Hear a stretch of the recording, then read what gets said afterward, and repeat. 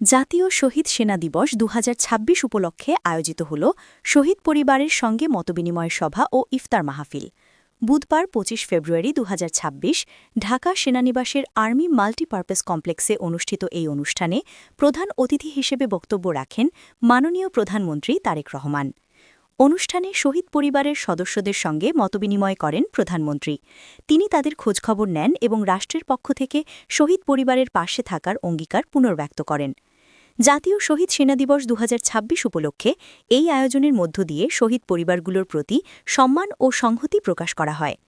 প্রধানমন্ত্রী তার বক্তব্যে শহীদদের অবদান জাতি চিরদিন কৃতজ্ঞতার সঙ্গে স্মরণ করবে বলে উল্লেখ করেন এবং দেশের সার্বভৌমত্ব ও নিরাপত্তা রক্ষায় তাদের আত্মত্যাগের গুরুত্ব তুলে ধরেন। জাতীয় শহীদ সেনা দিবস ২০২৬ উপলক্ষে এই আয়োজনের মধ্য দিয়ে শহীদ পরিবারগুলোর প্রতি সম্মান ও সংহতি প্রকাশ করা হয়।